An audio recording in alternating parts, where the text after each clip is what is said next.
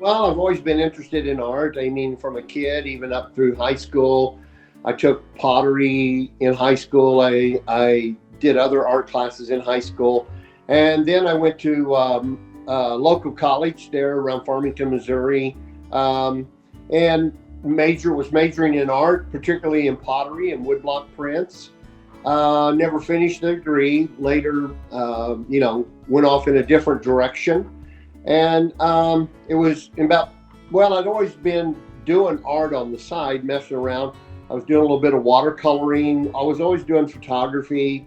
But it was in 2012 when kind of the whole life change came, and I stepped out of the ministry that I was in, and I was looking for something to just kind of seeing art as a therapy, which I've always kind of believed art is a form of therapy. And I've watched several documentaries on that. And so it was my brother at the time that said, hey, just get out go get some panels, get some paint, and start doing some abstracts. He said abstracts, he titled it as non-denominational art. And he said it doesn't have to look like a cow, it doesn't have to look like a cat, it doesn't have to look like a flower. Just throw some paint on the canvas and see what you come up with. So that's what I started doing. And before long, I was building up canvas after canvas. And I decided, wow, we got to do something. So then I began to do art shows in 2012, and I've been doing them ever since. And abstracts have really become what they call your muse, the artist's muse, or the artist's voice. And I've really found a great therapy. Each time I paint, even today, I find a great therapy in it of putting the paint on the canvas. And I don't start with any idea. My abstracts are just, I guess you'd say, they're all original. I don't start with an idea. I just go and just kind of follow what's going on the canvas and see what colors I like and things of that nature. Yeah, it was probably about that time when I started seeing some of your artwork and going to some of those shows and seeing some of that. And can you talk about that progression? Obviously, you had that background maybe in your youth, and then you went on with a different life, and then now you're getting back into art.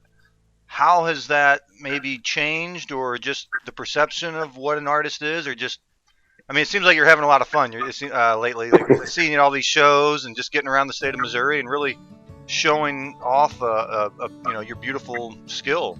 Well, art, comes in many forms and fashions. And I was reading this morning of some artist taped a banana on the wall of a gallery, and a couple bought it for $120,000. So art world's pretty crazy. Just about anything and everything could be defined as art. But I guess I've always admired abstract artists, de Kooning, others, Jackson Pollock, others. And so naturally, I kind of looked at all their stuff, and particularly Kooning has an influence on me. And the progression has come from, I'd almost say it. I tried starting out really complex, doing a lot of complex abstracts, such as one behind me. If you could see it visually live, you'd see there's many depths of layers and colors. But here lately, I've been trying to get a little more simple. Not producing as big a paintings, but smaller paintings, maybe even something people can afford more at art shows. And so it's progressed kind of in a way that I really wasn't expecting. I always felt like the bigger the artwork, the better the artwork would be. But now I'm even doing such even 8x10s, and finding that you sell them for whatever, and people at a normal art show, they're like, oh, I can afford that. And I don't want to be saying that I'm doing it for the money, because really I'm not. I would still be painting even if I weren't selling any, or if I were just giving them away. So, but I do look for 2020. I want to make some changes, not in abstracts. I want to keep doing abstracts, but I want to do some other things. I want to do some really big art, some big pieces. And I want to try to get into some galleries, in the area. And so, or in the state of Missouri, I've had a couple contacts. So, like I said, it really is a progression. Um, Seems like my palette colors kind of stay the same. I stick with a lot of earth tones, things of that nature. I'm going to be doing a couple shows this 220 in Kansas City area, and all of those spots really have a good art community that backs the artists. And I can say from Art Fest in Springfield to Sequiona Park to Summer Solstice in Springfield to Art in the Park in Columbia, which was really a fabulous show for me. And not just in the aspect of selling, but I made a lot of contacts. I've got some other leads and things of that nature. But then the St. Louis Hills Art Show is just it's really a fine art show. The cool thing is you meet a lot of artists, and then you follow them on Instagram, Facebook, social media, and you converse with them, even say, hey, what do you think I should do here? And so really the social media has really plugged art. And yeah, I'm looking for, other shows. I'm even looking at possibly going out of state. So it's an open road, man. I mean, it's wherever you want to take your art and go with it. Is really, there's no holds barred. You can just go and do. What do you find as inspiration? I mean, when you were going to school and doing the block stuff, the computers weren't even really going around. So like it's almost like you were studying the old art, and then now with the new stuff, you can maybe display it a lot easier. Oh yeah, I mean, like I said, social media, the internet has made everything available.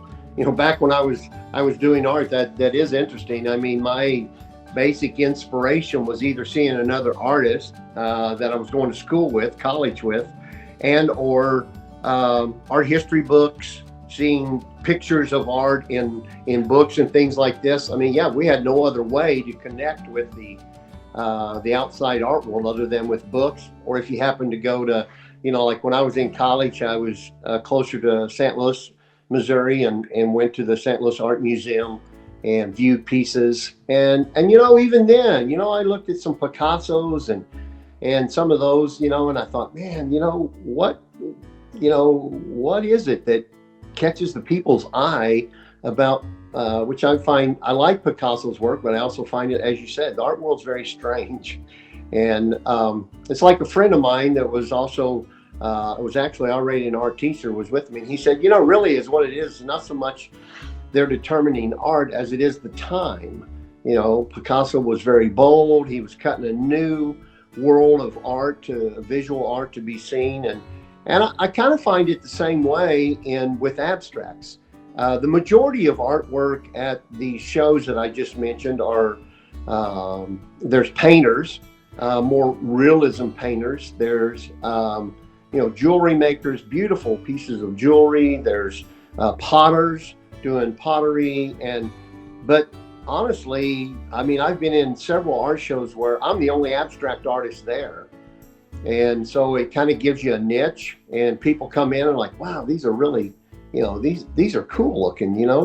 What made you decide to do these? And it's I guess it's just in the art world, whatever grabs your bag and makes you think you can do this. So, yeah. Well, it is neat. Like, can you just describe a little bit about this painting behind you? Like you said, you're pretty abstract, but I mean, you do have some patterns in that particular picture. And yeah, this one behind me is one of my, it was probably, I think I created this in around 2015, 16, something like that. And I've never taken it to an art show to try to sell. Like, there are several pieces that I have that I just kind of like, I don't know that I don't want to sell those. And maybe, someday, maybe after I'm gone, the family will say, hey, let's sell these and get some money from Dad. And but nonetheless, like this one behind is called Four Corners, and it's just basically the four corners here down on it. And this up here has a lot of rough texture. and I've allowed you squirt water on it, because I use acrylics, I don't use oils. And you see the running of the paint mixing in with the other, pooling with the other paints. And this piece here is about 3 by 3, 36 by 36, and I just keep it hanging on the wall and thought it'd be a good background this morning. Yeah, it looks great. For people that don't know much about the art, can you kind of talk about some of the tools you use? Yeah. Is the canvas what is the main I guess thing you apply the paint to, or can you use different canvases, or is Oh yeah, there's all sorts of canvas. You can. I use a lot of stretch canvas cloth, but when I initially started out, when I started painting, particularly abstracts, because I really like to push the paint, and sometimes the canvas isn't. It's almost like a trampoline effect. You got the bounce in there when you're messing with paint. So I started working with a hard surface, and basically on those I just create my own canvas. I go and buy what they call hardboard. We used to call it years ago masonite, just that brown, and I cut it and put a backing on it, glue it to the frame itself on the back, and then I use gesso, put like a couple coats of gesso, and then I just start painting on it. And the hard surface is nicer because you can, there's some paintings where I even take a electric sander to it to sand down paint and try to get colors that I've already put on there, get them to come out. And so I do a lot of the stretch canvas simply because of time. You can go out and buy 10 18 by 24 canvases for $25-$30, and then you've got a set of canvases you can work with one after the other. But I have to admit, I really do enjoy the hard surface better. As far as tools, I use a brush a lot, but then from the brush, everything is a go. I've got all kinds of spatulas that's got a rough texture on them. I've got what they call rubber markers. They're not really markers, they're just rubber tips, and you push the paint and things of that nature. And I've used cake spatulas, taken them unbeknownst to my wife and used them. Yeah, and so I've even gone out and picked up twigs in the yard and taped them together so that there's like 3 or 4 different surfaces on there, and dipped them in paint and used them to make scratches and things like that. So really, I've used old Starbucks credit cards and other things that to push the paint and to dig into the paint. And I've got palette knives. So I've got a host of tools that really almost nothing is, off limit. Yeah, nothing's out of the rule book. You can just use anything you want. And a lot of people do. That's it's always amazing when people start telling what they're using. It's like, wow, I never thought of that. So, yeah, I have about, I think there's 15 or 18 on my play through the first part of January. So I've had people say, wow, I see these online, but then to see them, up close, it's almost like they're so different looking than the flat surface that you get online. So I'd encourage anybody that wants to see it, go over to Great Stone Coffee, grab a cup of coffee, sit down, enjoy the art. And they've got a lot of other artists over there too, and it's a good place to see art. Yeah, those guys are doing great things over there. Yeah, they are. When you talk about the flat surface, and that's something that's really neat about your paintings. The lighting in the room, and if you have it like in a window setting, and the different time of day that the light sits on. Absolutely. The painting, you're getting those different colors, those different hues, and obviously that. But to somebody that maybe doesn't know anything about art and they just look at a painting, can you talk about just the depth? You really have depth. As a historian, I know you study a lot of different things, and I'm sure the paint has that same value. Yeah, there's you come to your art. There are things you do, and when I say just a flat look, like a one-dimensional look online, that's really all you're seeing. unless you do a close-up of it, you don't really see a lot of the texture that's there. It looks pretty flat. But when I love texture, that's one of the things I enjoy in my abstracts, is because it just gives it this more dimensional look, that there's something going on behind, there's something going on forward. And and abstracts, you often say, well, what is this supposed to be? Well, it's not supposed to be anything other than a piece of art to be looked at, enjoyed. If you want to say, hey, I see a cat, you can see a cat, and that's cool too. But yeah, the depth, the color change, the colors, the gamma of range of colors used in a painting. I mean, it really does. Just as you can see the oranges in here, you see the yellows, you see the brown tones, you see the black tones.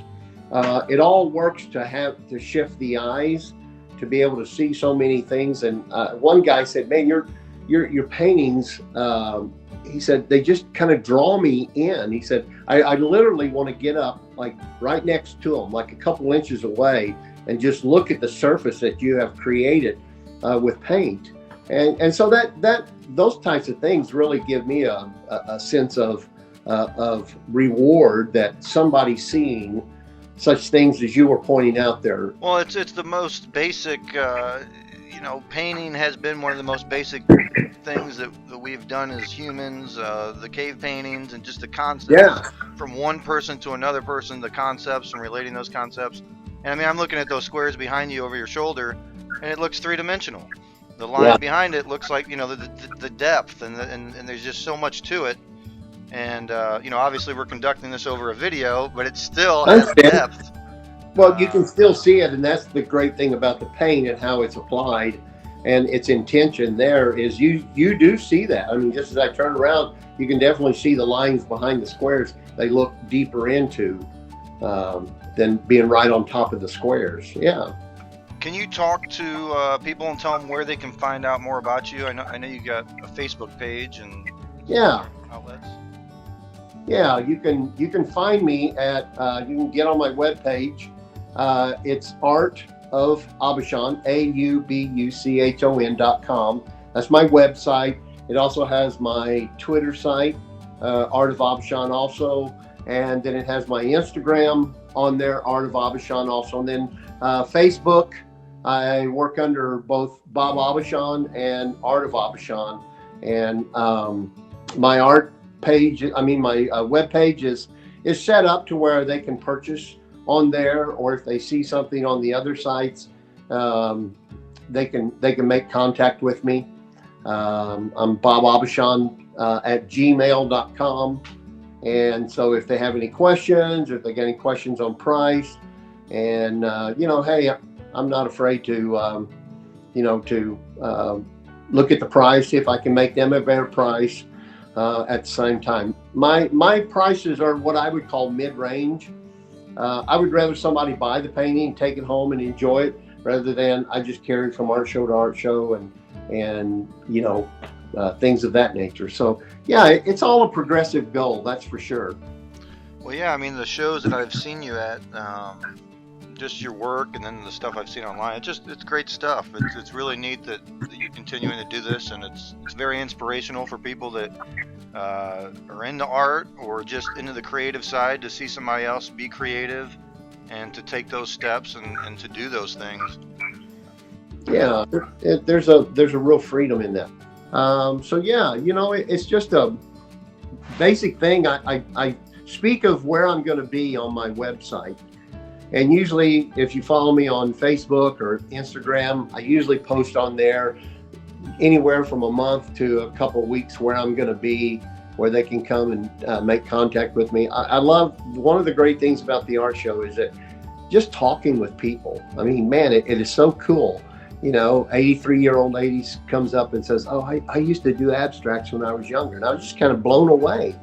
And she even had some pictures that she had taken of her work. She had them in her purse, pulls them out, and I'm looking at them. She's telling me how she do this. And I mean, they're just people all the time. And that's the great rewards of art, is just talking with people. Well, I think that's what it is it brings people together, and it does. That aura, that essence of of life is contained in that, and it's passed on through people, and it's just a very neat thing you're doing Yeah. there. And we thank you for your time. Is there anything else you'd like anybody to know, or? Hey, as I say, I'm the art of Aubuchon, and everybody needs a little abstract in their life. There you go. Well, thanks, Bob. Well, I appreciate you, Sean, for asking me.